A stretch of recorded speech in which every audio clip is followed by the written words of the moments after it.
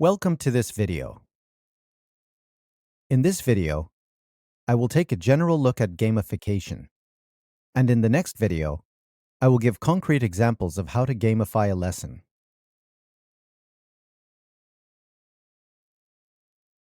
So, what is gamification?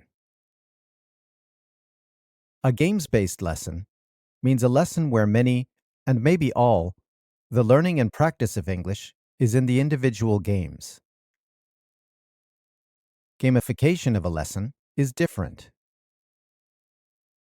Individual activities within a gamified lesson may or may not be games. But there is an overall gamification theme that ties the lesson together, and engaging game elements are applied during the course of a lesson. For example, the theme of a lesson might be space exploration, and each child or each team could have a rocket that travels through space, discovering planets and avoiding dangerous monsters or aliens. Gamification themes can be applied to individual lessons, projects, semesters, or even longer periods. My focus in this video and the next one will be on gamifying an individual lesson. In addition to themes, gamified lessons often include some or all of the following elements: teams, game characters, special items that can be acquired, problems and puzzles to solve, conflict, game goals, and leaderboards.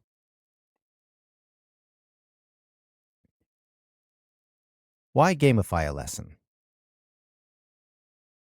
There is no doubt that both video games and more traditional games are highly effective in motivating children to explore and learn new things.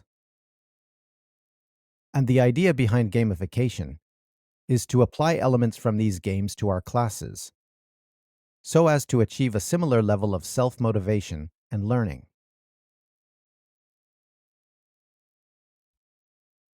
If you are a more traditional teacher, don't worry.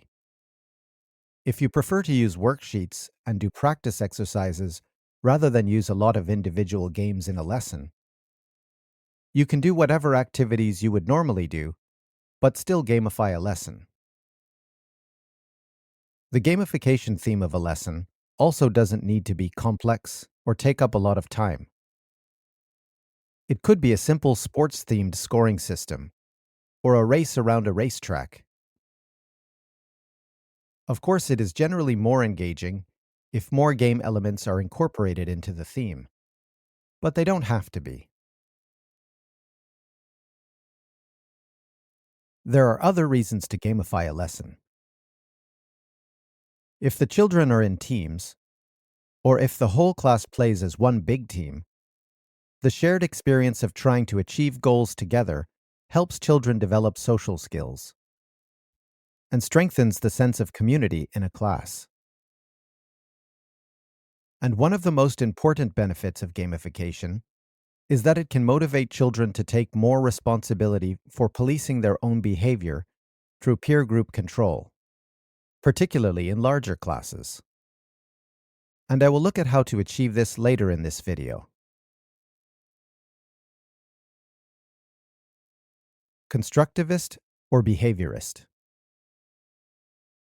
In my videos on psychology in the classroom, I contrasted constructivism with behaviorism and rejected the behaviorist approach. One problem I have with the way gamification is often applied in the classroom is that it is often both constructivist and behaviorist at the same time, even though I think these two approaches are not really compatible with each other. Their fundamental assumptions about how children learn are different. Gamification is constructivist in that it emphasizes the central role of the child as an active learner, not as someone who's receiving information from an adult. The aim is for a child to learn something through exploration, overcoming achievable challenges, making mistakes, and learning from those mistakes. and so construct her own meaningful interpretation of whatever she is learning. This is pure constructivism.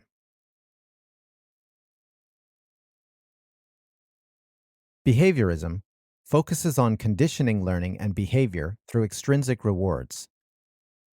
And in a gamified lesson, game elements like badges, points, or rankings on the leaderboards are often used in a behaviorist way. I think the behaviorist emphasis on conditioning through rewards is very out of step with modern psychological research. There is clear evidence that extrinsic rewards of this kind often have a negative effect on intrinsic motivation. So if we do use rewards like badges or points, I think we need to understand the research on what kinds of rewards are more or less likely to have a negative effect. Here are some suggestions for how to use points or similar rewards when gamifying a lesson. Task-noncontingent rewards. When we gamify a lesson, I think the solution is simple. The rewards and goals that can be gained should not be dependent on doing well in English. Instead, we use what are called task-noncontingent rewards. The rewards are given for the luck of the dice or other game goals, not for doing well in English.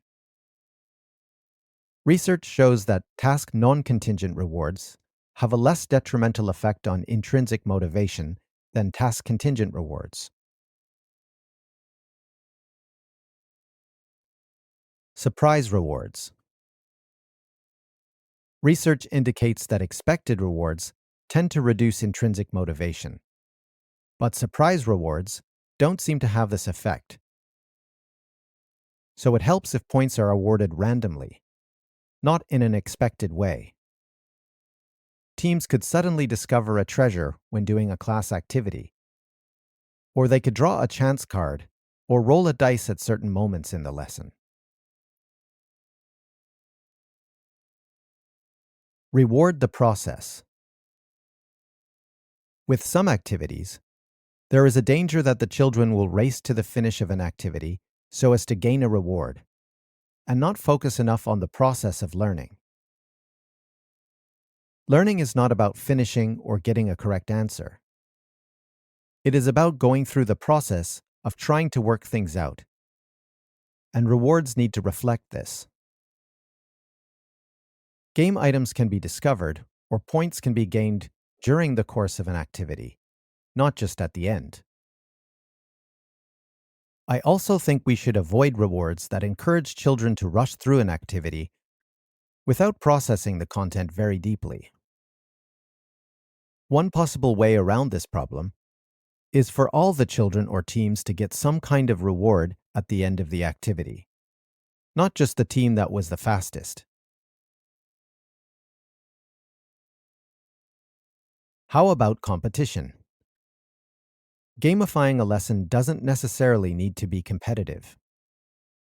It usually is competitive, with teams playing against each other, but it is also possible for the whole class to be one big team that is trying to achieve a game goal together. When a gamified lesson is competitive, we need to be careful how we go about it.